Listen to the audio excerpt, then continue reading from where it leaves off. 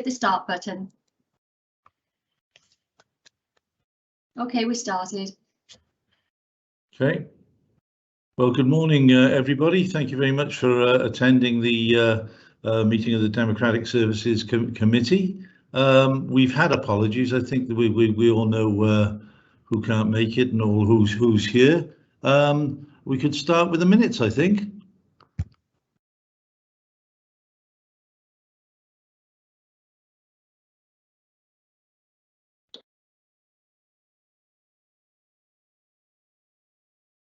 Right, so if we scroll through the minutes, I'll ask you to check. Is there any items that you don't agree with or think ought to be stated differently? We're on what, page 3 now? All content so far?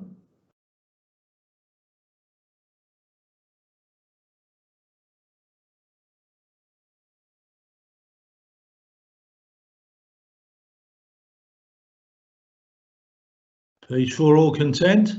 Mm-hmm. Yeah. Yeah, good. Still scrolling, I hope. We seem to be stuck. Oh, yeah, page 5, all content? Yeah. Yeah. There we are. Page 6. Yeah. So page 6, page 7.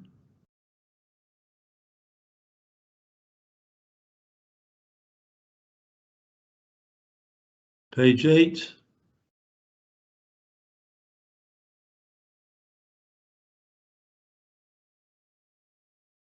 Page 9.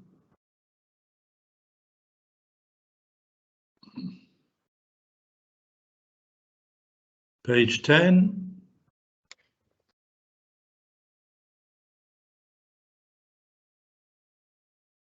Page 11.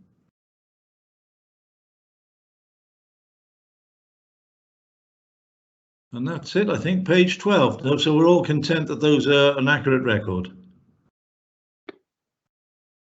Chair, I just need to add, obviously, I'm new to the committee, so I can't sorry. agree.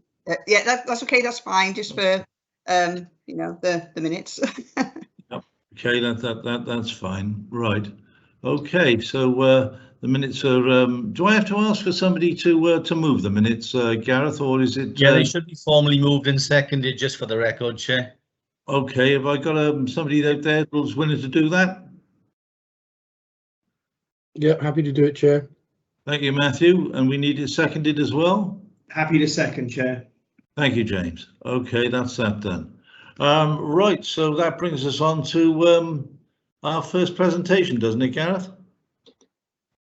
Yeah, we have a couple of presentations. Just to introduce Leanne Rowlands, who's the new Democratic Services Manager, Head of Democratic Services. So she'll be accountable to this committee in terms of your support in the democratic process. So yes, we've got a couple of presentations following on from the meeting last time.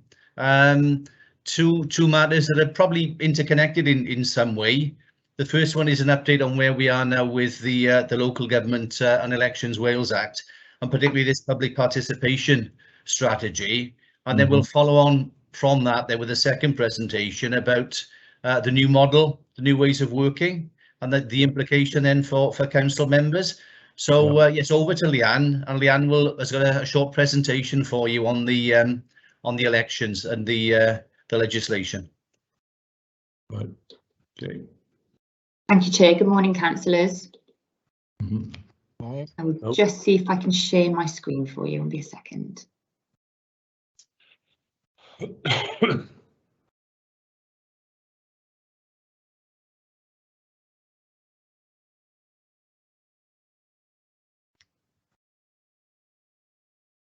Okay, apologies. Okay, can I just check you can see my slides now? Yes. Great. Okay, so as Gareth said, I'm here to talk to you today about the participation strategy, which is an element of the Local Government and Elections Act Wales. So a participation strategy is required under the legislation passed this year, The two requirements are the duty to encourage local people to participate in local government decision making, to include the making of decisions in partnership or in conjunction with any other person. And this also includes a decision where that is delegated to an individual. The second requirement is to prepare and publish a strategy on encouraging people to participate, as per the definition in the first requirement, and to review that strategy following every local government election. And this needs to be in place before March 2022 next year. So the council has already carried out some pre-work. So this has included setting up a collaborative working group. So this includes policies and partnerships, law and standards, democratic services and finance. So the group is focused on implementing all of the legislation under the Act, including participation, but the participation element largely relates to Part 3 of the Act. So that is around promoting access to local government. So we've also looked at links to existing strategies. For example, this has some clear links into the Strategic Equalities Plan. And we've started to put together the plan on how we're going to deliver this going forward. So under the participation strategy, there are 5 key requirements. So firstly, how the council intends to promote awareness of the council's functions to the public. So what do we do? How do we do it? Promoting how to become a member of the council or a related authority. Facilitating greater access to information for members of the public, and providing ways for members of the public to make representations to councils. The last requirement is around promoting awareness of the benefits of using social media by members of the council. So the council already has a number of participation functions in place. So these include our website, so digital forms, for example, compliments, comments, complaints are ways of residents making representations. Consultation, so key ones that come to mind are the annual budget consultation and planning consultations, which are just a few examples.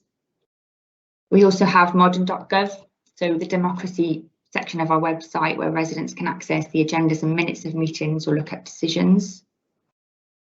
The citizens panel and the youth panel, these are both examples of forums where residents are able to engage with the council, including on decision making. And we do already have Facebook and Twitter accounts in social media networks. So we need to consider some key questions around how what we already have works, how this might be improved upon, and where there may be any gaps. Some key questions include what information do citizens want greater access to? How easy is that democracy part of the website to use? Can citizens find what they need? What proportion of our citizens are currently involved in decision making or the democratic process? And are citizens aware of what they're able to get involved with and how they can do that? So lots of questions, I think, to help us understand where we are now. And when we've bottomed that out, we can use this as a basis to look at what else we might need. So particular thought needs to be given to the needs of different groups of residents. So we have got people who are already engaged. We've also got those who would like to engage but may not be aware of how they can do that.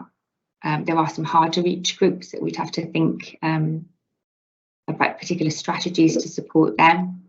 And there are also those who may wish to become a councillor. So next steps for the council are to develop a much more detailed plan, so that will include a range of options for public consultation, documenting data that we have that would support the key requirements, looking at engagement of those underrepresented groups, and then drafting the strategy to prepare for consultation on that. Thank you, Chair. That's the end of my slides. I wonder if we might open this up to comments from the committee. Right. Yeah. Let's see. Well, comments. Who would like to start? So before the committee members come in, Chair, just to put a bit of context on this, as Leanne was saying, there's an officer working group that's set up to do the legwork on this. Right. So we're not starting from scratch in terms of this participation strategy, because what we're trying to do is build on a lot of the examples of what the council's already doing. It's sort of putting together what we already do in terms of certainly communication and consultation, which is why we're working closely with Tracy McKim and the partnerships team to put this together. So the legwork is being done by a group of officers, and the scope in terms of what we're doing is set out in Leanne's slides there. I suppose the question for members, and this is where Democratic Services Committee comes in terms of the oversight of this, is what could we do better? You know, are there areas that you think as Democratic Services Committee members that we could be better at communicating on, or how we communicate with the public generally, or particular sections of the community, the harder to reach groups? So I think this is where we would welcome a steer or comments from yourselves as elected members. Yeah. In terms of taking what we've got now and improving it. You know, going forward, how can we improve what we're doing to engage better? So I think that's the start of a 10, if you like. And it's the start of the conversation, so we can then take those comments from yourselves and then progress with the work that we're doing as an officer group. Well, committee, any thoughts, please? Who's up?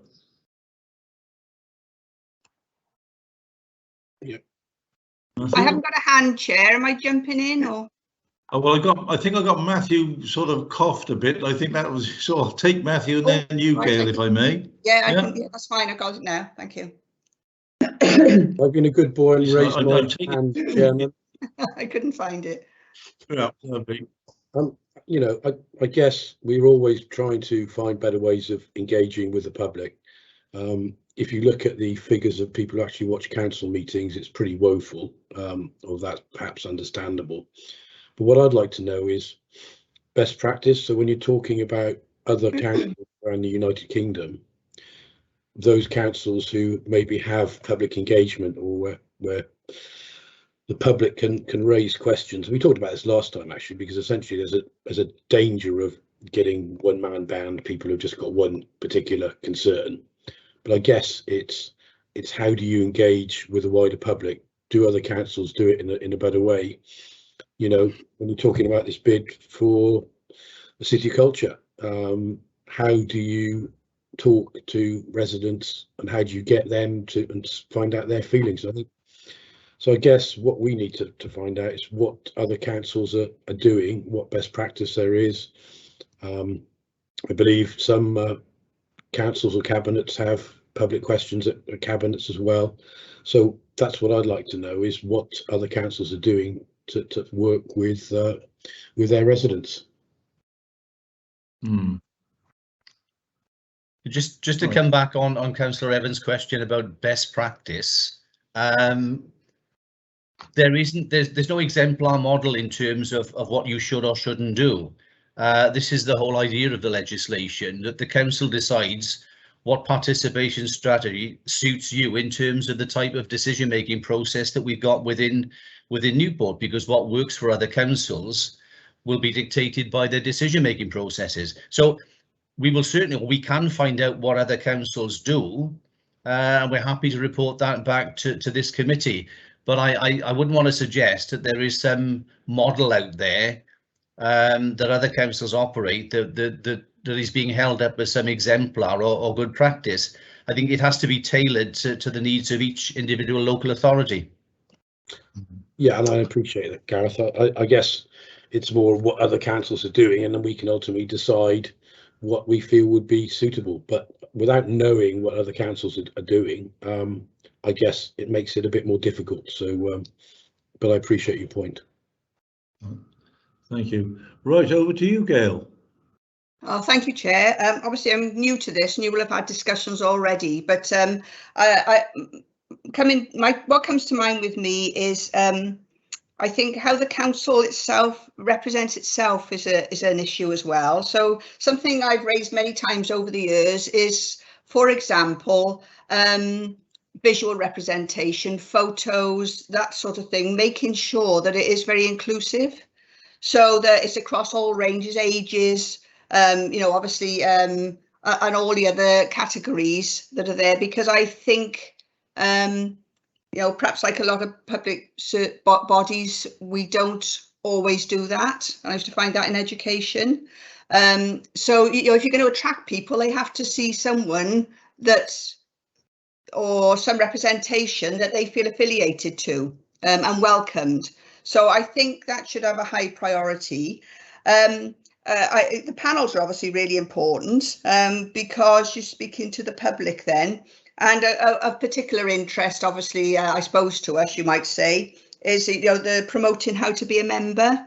And I think when you look at social media and those issues, women in particular, well, not women in particular, those from ethnic minorities are not attracted to the job because of the abuse and so forth with social media.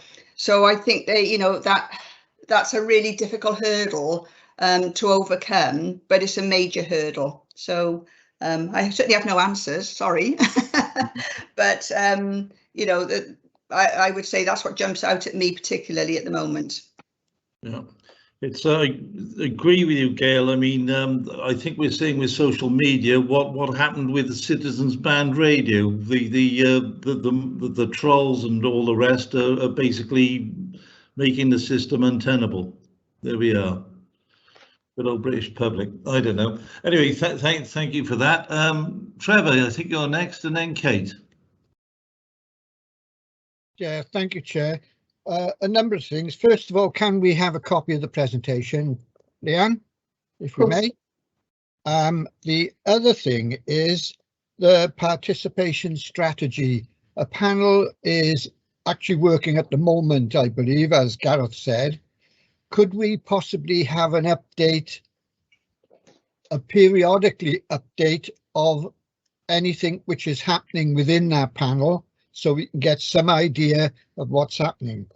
The other thing is, can the council put in televisions or screens within public places like the museum, the library, possibly the Riverfront Theatre, where it can actually show council meetings taking place, and obviously other democratic service scrutiny committees actually taking place live at that particular moment? If that is possible, it would actually get out more into the public, large, even in the reception of the council chamber or something, like in the council foyer, that type of thing, to get it out there to show people what is actually happening, like they do with Welsh Government.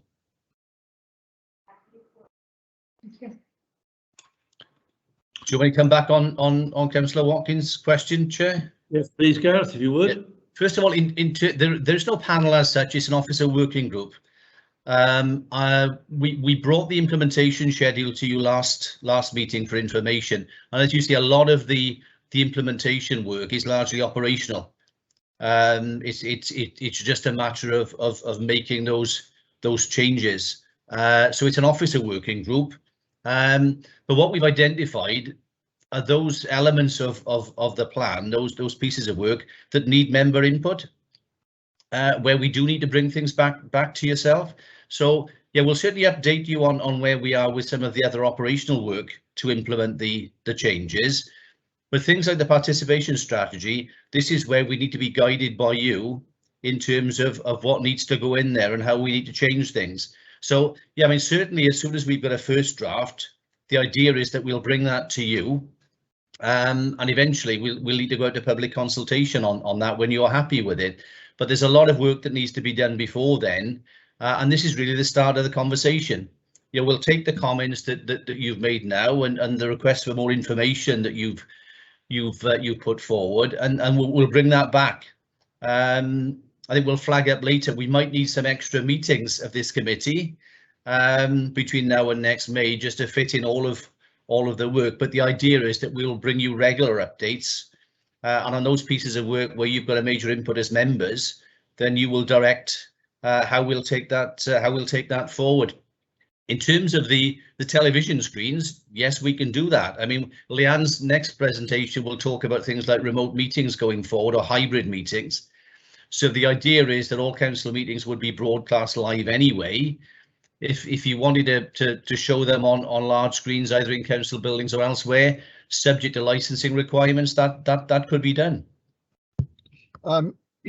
you mentioned a date when it's got to be implemented by. That's May 2022. I'm assuming, Gareth, is it? Yeah, both in terms of the hybrid meetings and this participation strategy, something has to be in place, before the next elections, effectively in May 2022. Right. Okay, lovely. Thank you, Chair. Thank you. Right, now we've got Kate and then Mark. Thank you very much, Chair. I just we've got a piece of legislation here, which obviously, particularly in light of perhaps the change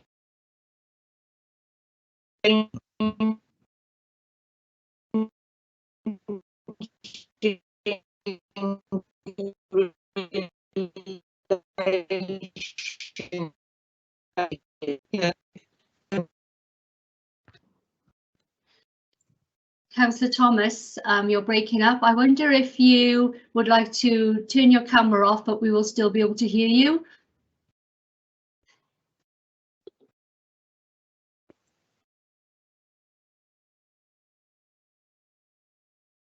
Hello. I just lost that then. Hi, Councillor Thomas. It's just that you were breaking up quite badly, so I wondered if you just turned your camera off, but we could still hear what you were. Okay. Chair, thank you. I'm not quite sure of that, how much you heard, so forgive me for repeating it if you didn't get the whole thing. You know, we have a piece of legislation here.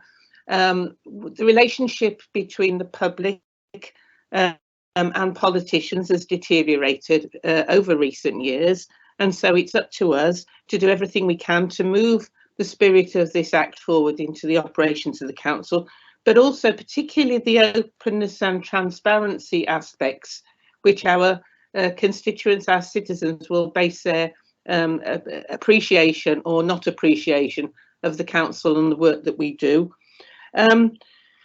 Something came to light yesterday, which I think is an example of that.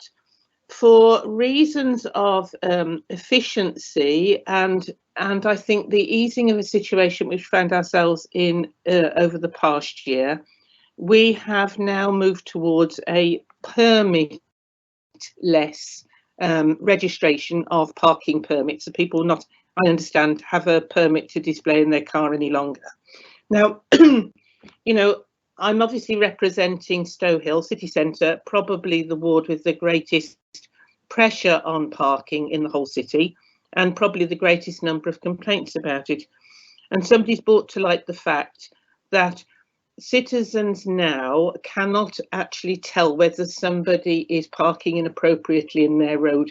Don't want to go into the minutiae of this, but there is a clash there between citizens actually being able to check for themselves and this display of parking permits, which has been, you know, that ability to check has been made more difficult for citizens, and therefore their ability to complain and get fairness within their ward for what they are paying for. I think things like this, as councillors, we need to be aware of and watch out for, because I'm very concerned. You know, we do not need to introduce things which would bring a further pressure on our area and our ability to represent our citizens fairly. Excuse me.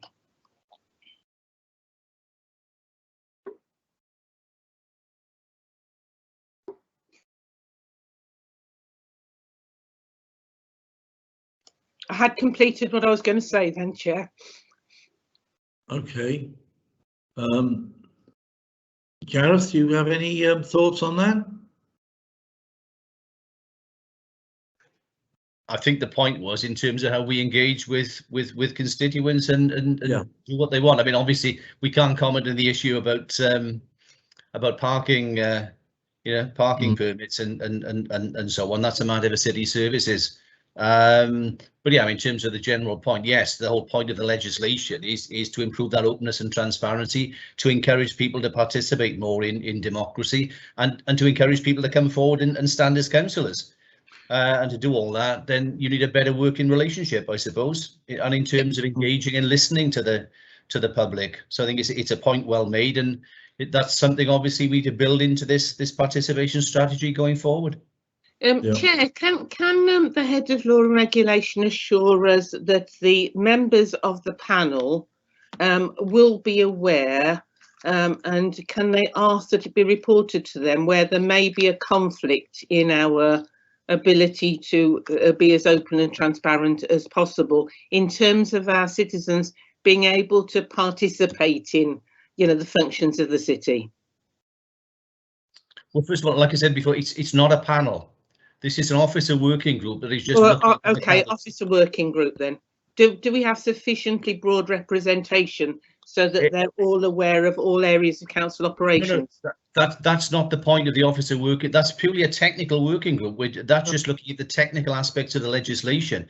What Councillor Thomas is referring to is more a matter for Democratic Services Committee. That this is where, you know, the insight of the members comes in terms of what we need to do. So rest assured, those, you know, that panel, that working group is not taking any decisions or changing anything. That is just the nuts and bolts of implementing the legislation, making changes to constitutions and terms of reference, the things that we have to do. There's no discretion there. But where you've got a large element of discretion, this is where Democratic Services comes in. So no, I wouldn't report that back to the working group of officers. I think this is the forum where you have that sort of debate in terms of where there is any disengagement, if you like, in terms of elected members and the people that you represent, and how we can improve that. You know, that was the burning question in terms of this participation or engagement strategy. How can that be improved? So any examples that you've got where the current system is falling down, then obviously debate them in Democratic Services Committee and let us know then what you want included in the strategy going forward. Okay, thank you. Thank you, Chair. And effectively, the officers who are doing this research and making these contacts need well, political with a small p steer from this committee. Effectively, that's it's quite a responsibility we carry actually with this, isn't it?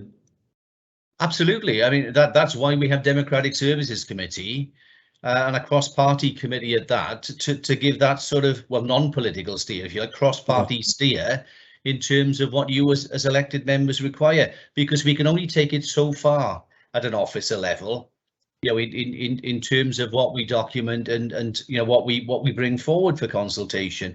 But ultimately, it's for you as members to decide the type of engagement strategy that you want to fulfil your role as councillors.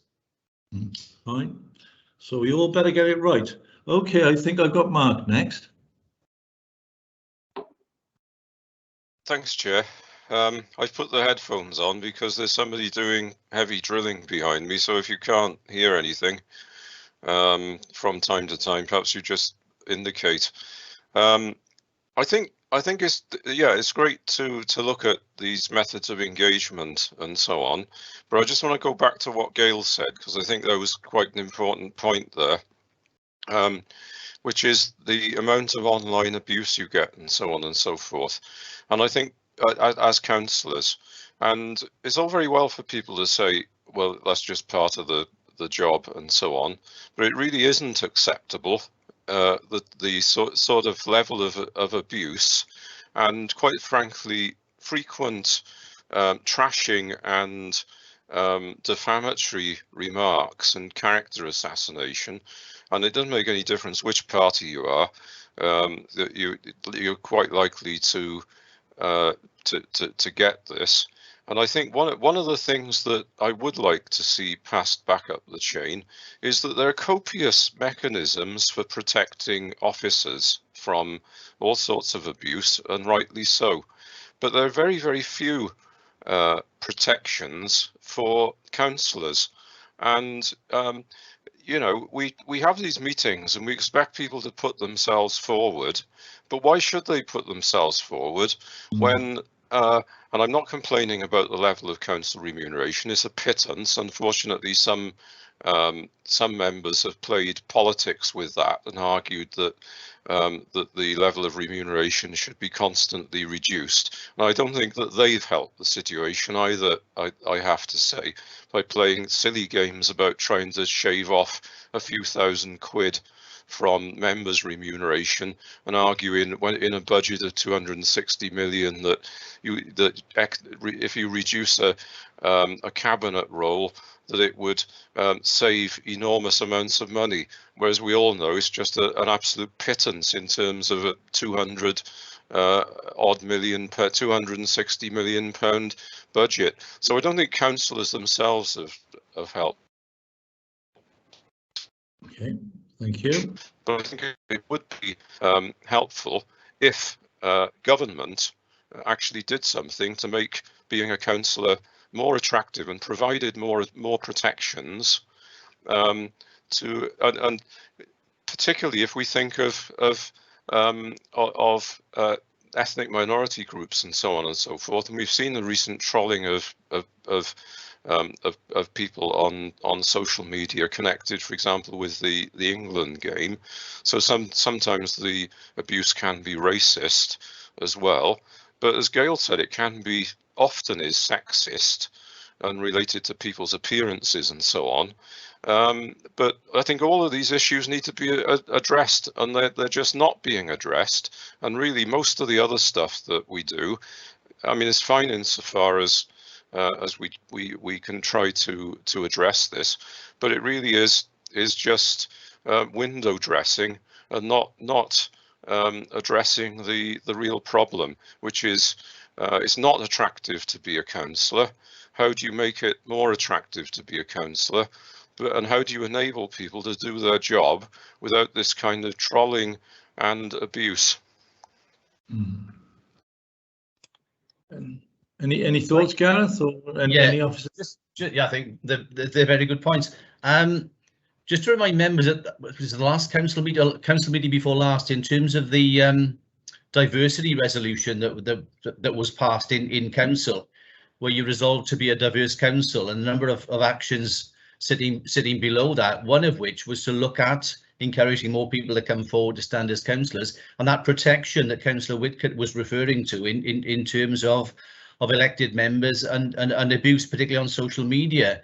Because I'm conscious of the fact that one of the things that Leanne put up on the slide was actually encouraging members to make greater use of social media as a means of communicating with members of the community. And of course, that's a bit of a double-edged sword, because it does then leave you open to abuse. But yeah, there are mechanisms. There are a lot of WLGA policies, advice for members in terms of what you can and can't do if you suffer that sort of abuse on social media.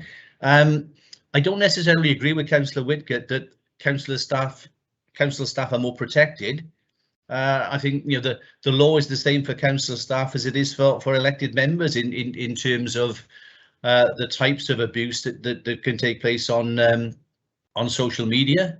I think it's just members being aware of what their rights are and how those rights are protected. But certainly there's a lot of work going on in that respect in terms of members' use of social media and their rights to be protected.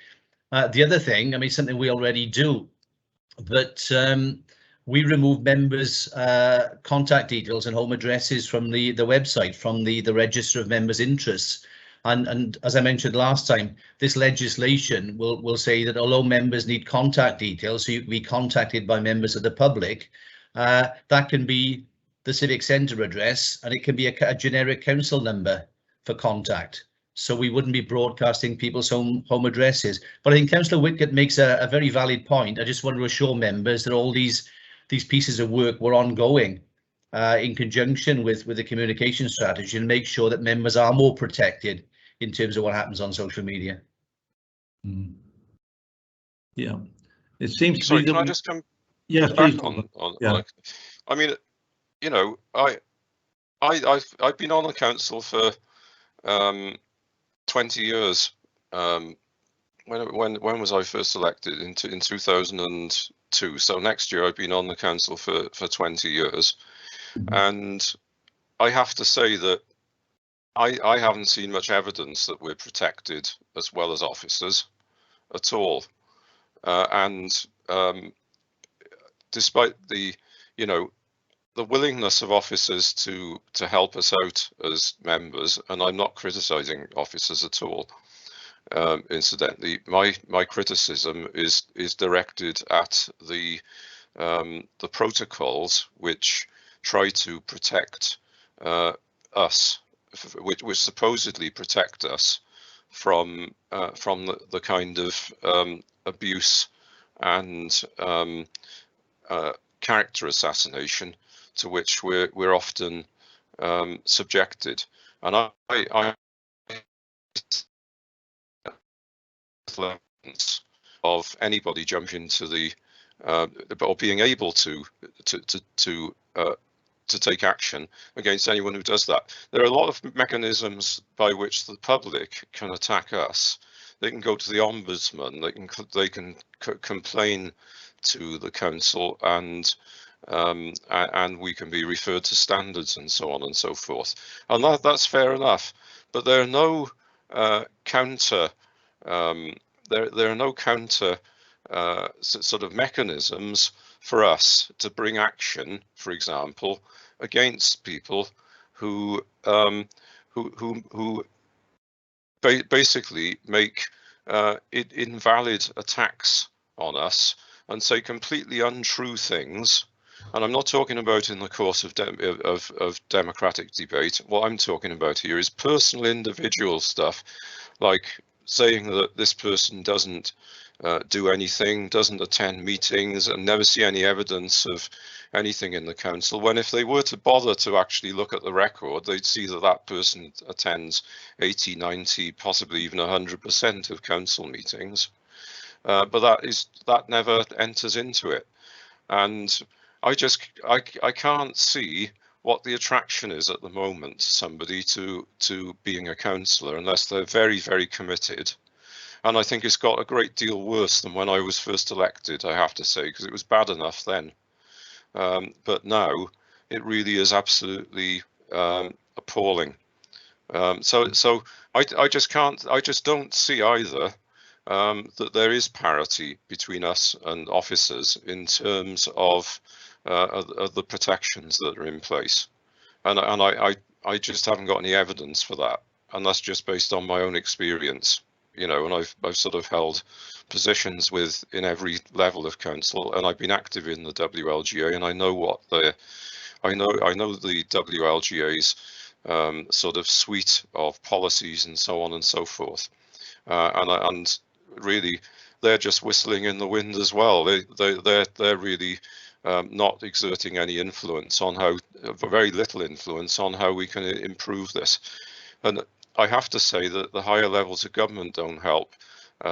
This hasn't been true for the last few years in Wales, but also the trashing of local government in the past and constant criticism, which for a period was directed towards us, that didn't help either. But just my thoughts. Sorry to get that off my chest, but I did feel that it was perfectly valid to say those things. Very valid points. And if we're thinking about how we recruit or get people to stand for local government, these are definite considerations.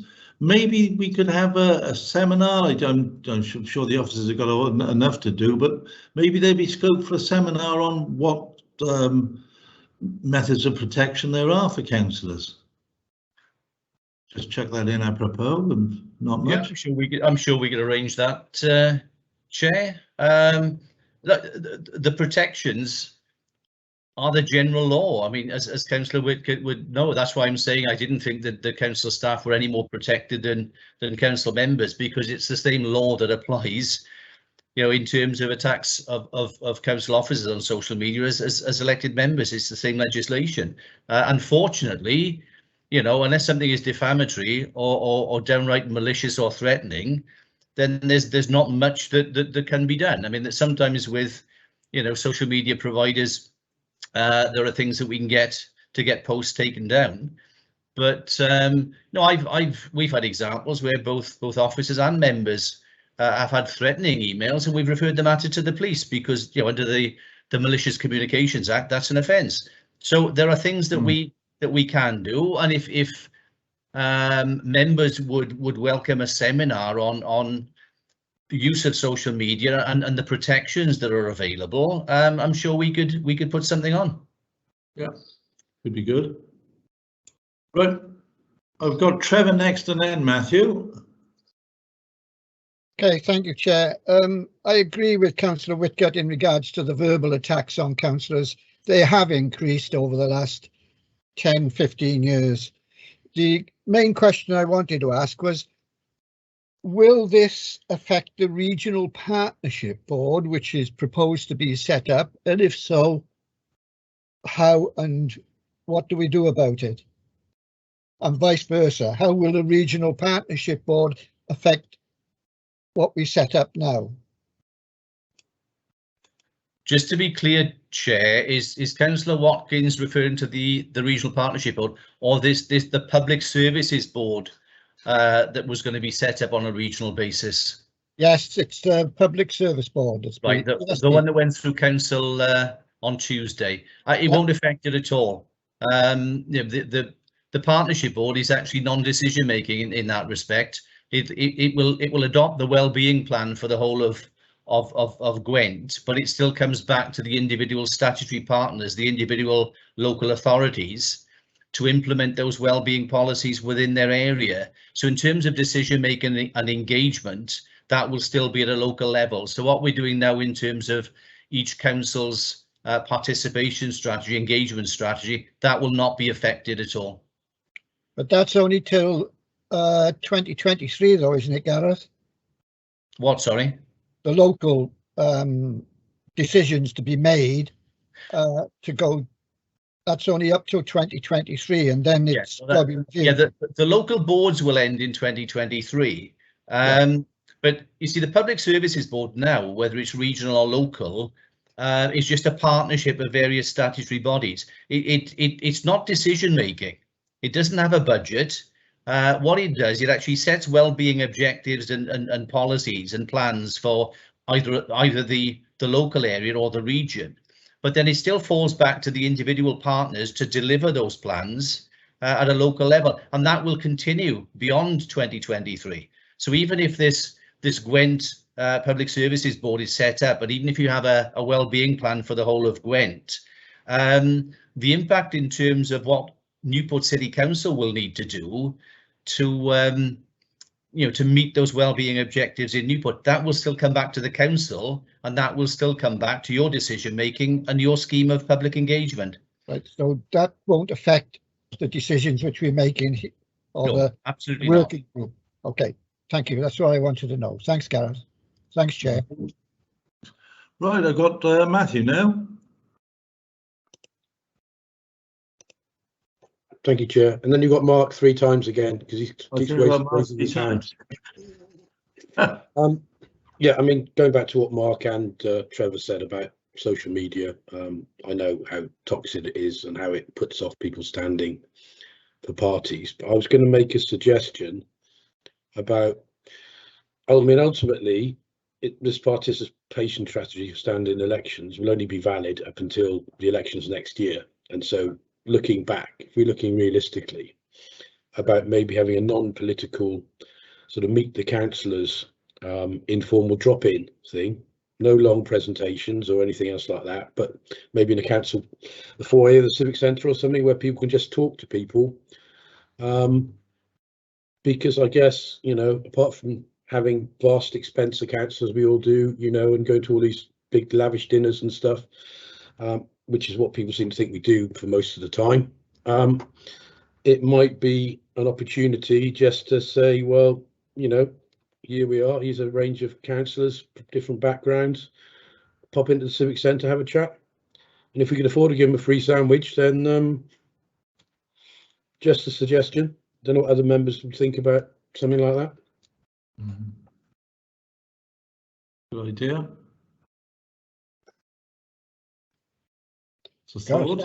Chair, got to start somewhere. Yeah. Well, a suggestion? Sorry, Maybe, Chair, just to be clear, when would this drop-in session be taking place? Well, it obviously couldn't be next year because people would have already had their candidate. So, you know, October, November. Yeah, I mean, that would be the only point. I mean, clearly come early next year, we start drifting into the pre-election period, and I think that could be misconstrued then. Yeah. In terms of any current councillors who may be restanding in the election. So I think we have to be careful about any sort of meet and greet sessions between now and the local elections. But you know, picking up on Councillor Evans' point about the strategy, it has to be reviewed after every election. We have to have one strategy in place before May 2022, following the next elections, and in that 5-year period, as a council, you will review it sometime within that 5-year period. So that's the intention in terms of the timescales. In terms of communicating with residents, I think this is where the social media impetus comes in, because the view is that you can reach far more members of the public and communities via social media than you can in the foyer of the civic centre. I think we had this discussion at a Democratic Services Committee when we were talking about ward meetings as a means of public engagement, and we were encouraging members then maybe to use social media more in terms of getting messages across. There are other things that we can do to explain to people what people do as members. We haven't fully developed members' annual reports. There's a facility there for you all to produce your own annual reports, and they're your annual reports. You know, Anna's got the information on the database in terms of how many meetings you attended and so on and so forth. But there's more that councillors themselves could put in those annual reports that are published. So in terms of communicating with your constituents and with the public and explaining what councillors do, there's a lot more that we can do. I'm just slightly nervous about this meet and greet in the foyer of the civic centre. I mean, firstly, whilst we've got any COVID restrictions in place, and secondly, in the lead up to the elections. So that would be my only caveat to that suggestion. Can I just say, you know, these annual reports, it's something which the Welsh Government told us. I would be very surprised if a single resident of Newport has actually looked at those reports. The only people who look at it would be the press and maybe other members of the council. So, you know, I don't think that's something which has worked particularly well. But I mean, ultimately, I guess we have to decide whether we think an informal drop-in to talk to councillors is a good idea about it. I'm only putting it out there, and if people aren't, then fine. But just a suggestion, really. Right. I've now got Mark twice. You've got both hands up, I think, Mark. And then I've got James. No, I'm having internet problems actually, Chair, and so if you know, if somebody could take them down, I'd be grateful. Okay, fair enough. So that takes us on straight to James. Yeah, thank you, Chair. First of all, sort of touching on what Matthew said, I understand where Gareth's coming, maybe logistics, but I think there is something in what Matthew's saying there. You know, some sort of drop. I remember sort of when I saw I didn't actually. My late father contacted me about becoming a magistrate, and that's how they'd done that in Gwent. You'd go in and you'd have a walk around and get a feel. Of what goes on in a court, because thank God I hadn't been in a court before. And I think it's a little bit like the council chambers, etc., etc. I think sort of, you know, before I became elected 4 years ago, there was this sort of what really goes on in there. So I think sort of, and I know the logistics is difficult, as Gareth said, but I think that there's value in what Matthew came up with, in my view. And I think there's also, when we talk about social media, there's some parts of society, and again, what Matthew said about the annual reports and the time going into it, who actually reads them, and I know they're hugely important, but there's also the element of the public who are on social media. for whatever reason. So again, we're promoting the social media and going down that road. And there's so many different channels of social media nowadays. What's good and what's not. So, you know, I'm concerned that, and again, it's great for me to say I'm concerned, but I'm struggling to find a solution. Is the people who we can't capture within the normal realms of what we're using, because not everyone is using what we're using. Not everyone is sort of computer savvy, I would say. But there's, I always feel there's people out there who we're missing out, who would be great on board, coming on board, and it's just capturing them. And my problem is I'm struggling to work out how to do that. But on what Matthew said, there's, I believe, you know, as I said, logistics possibly difficult, but there's legs in what he was saying. Yep. Thank you, Chair. Thank you. I think that's it. Any further comments from the committee, please?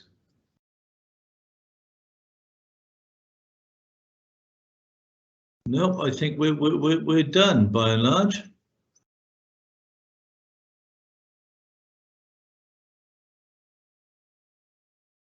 Just to say, Chair, that, sorry, I was just trying to respond to you then. That I agree. Except I think what James said and Matthew is right, and I think that you know, although it is useful to be able to point to these annual reports, that there is a limited use for them, really, and the difficulty is that people are generally not engaged, really, and I know that people generally see these things as just another sort of bureaucratic thing, and it's more likely to, in some ways, to switch them off than to engage them. And I think it's how we overcome that hurdle. I think just making a constructive point, which probably my previous contribution was. It was not meant to be destructive. I don't mean that, but I was just trying to point out the hurdles that we overcome. But it's how we sort of positively engage. And I appreciate what Matthew said about the also about having a sort of meet and greet thing. Maybe it can't be done that way at the moment, but maybe there is some kind of argument for some kind of local councillors and candidates convention, or would-be potential candidates convention after the election, you know, to hold some kind of gathering, which well before or between elections, but well before them, where they wouldn't be seen as potentially a party political manipulative strategy.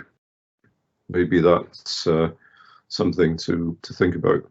Yeah, it's just off the top of my head. Yeah. Okay. Right. Well, that's all interesting points. Over to you, Gareth. I don't know what you'd want to take back from all that. I think there's certainly a lot more to be discussed, isn't there, and looked at.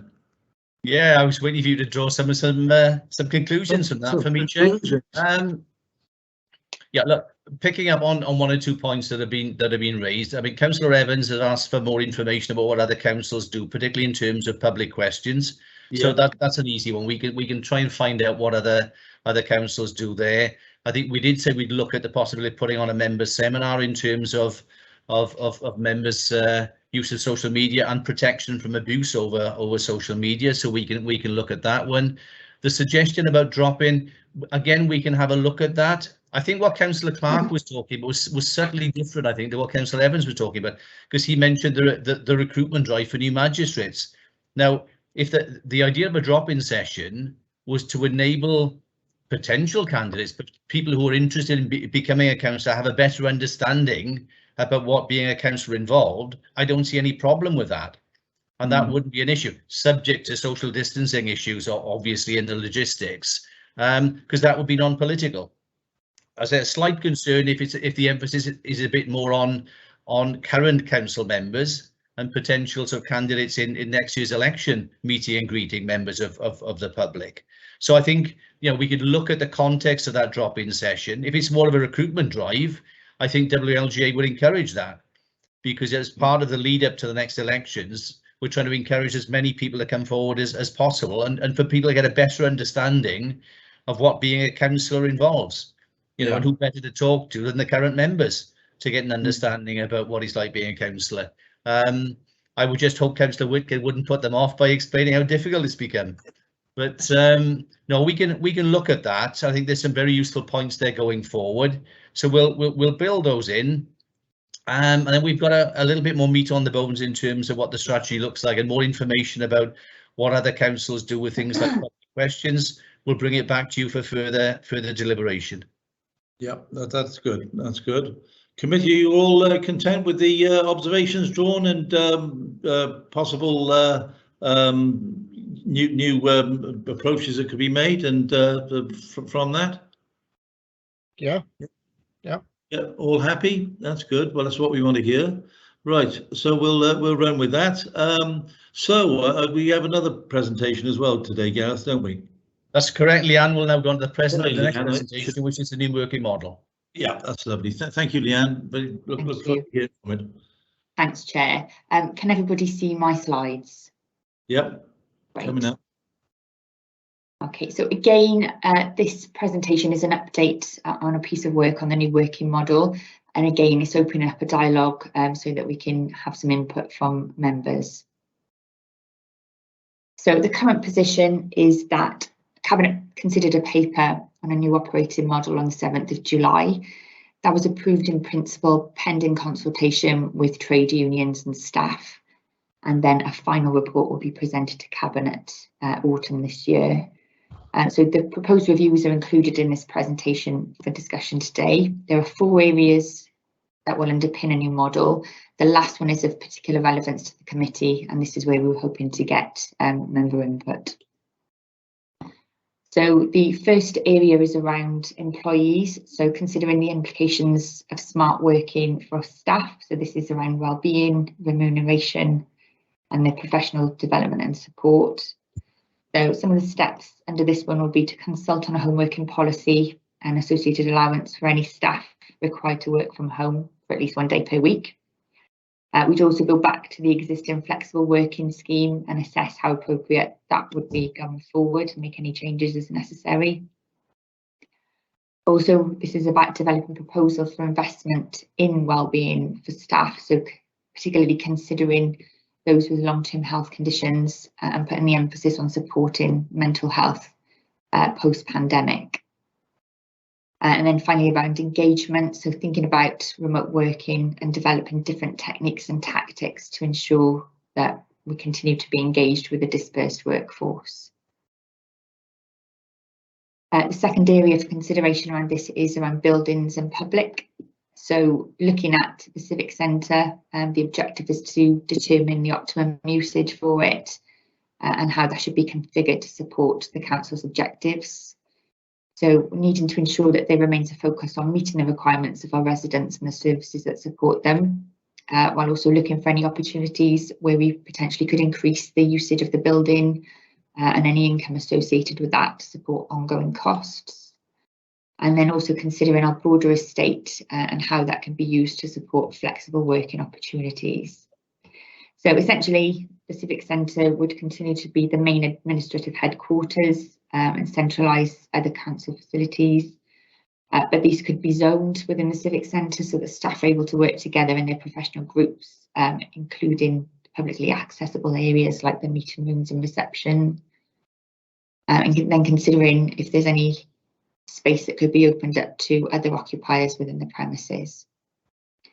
So in order to achieve that, we would need to look at some new technology solutions, thinking about desk booking, room booking, and how that could support health and safety arrangements like fire safety and potentially track and trace. The third element is around IT and technology provision, so making sure that that is appropriate to the needs of the organisation under a new model. So looking at new opportunities and innovations that could support the development of the organisation, and then this would be an influence on that digital strategy refresh. This also links back into the last presentation around hybrid meetings. So we'll talk about that a little bit more on the next slide. This objective is the key one to the committee today for discussion. So the objective is around ensuring that members and the democratic process are catered for within the new model, and that the council is able to meet the requirements of the Local Government and Elections Act. So as you heard in the previous presentation, Part 3 of that Act places a duty on the council to promote access to local government. So it isn't just about providing electronic broadcasts of council meetings, but also making provision for remote access to those meetings. And again, linking into the last presentation, that is in the hope of attracting a more diverse group of members into local government. So regardless of any new operating model, as Gareth has said, we have to have these hybrid meetings in place for next year. Negotiations are currently ongoing with the supplier and CADU regarding when and how the technology that supports that will be implemented in the chambers at the Civic. Wellbeing, which was also on the staff objective. So whilst Newport doesn't have any employment relationship with the elected members, we would still need to consider the impact of dispersed working in a similar way to staff.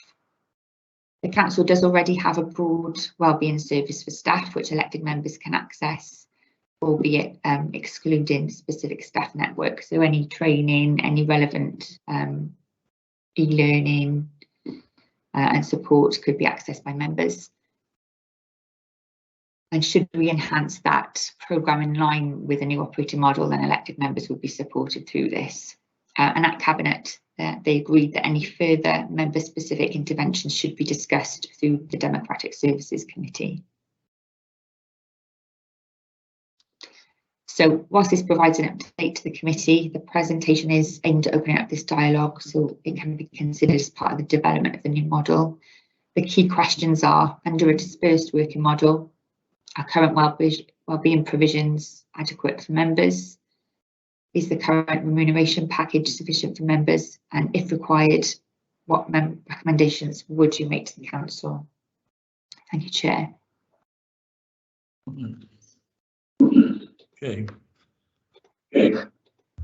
Okay. Committee, any please?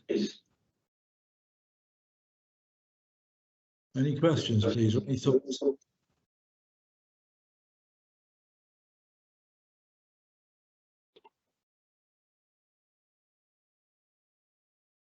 No. Got to be some opinion. Thank you, Gail. I was waiting for others more knowledgeable than me to start it off, really, because I'm so brand new. But there we are. Forgive me if I'm, yeah, you know, not quite on the ball with all this. What jumped out to me in my previous, experience over the years, really, is this issue about the Civic Centre. I mean, it's a wonderful historic building, and it's great to see all this work going on. But I know we've discussed it many times about the future and how inappropriate in many ways it is, really, especially for staff working in the Civic Centre. We've got offices there without any windows, haven't we? I mean, it's unbelievable in this day and age. So I just wondered, what the views were with that, because everything's a huge cost. We've got the issues around the listed building, the costs for heating and so forth. I know we've looked at many times, you've got the windows issue. So it's great to see the work being done and things modernised, but I suppose it's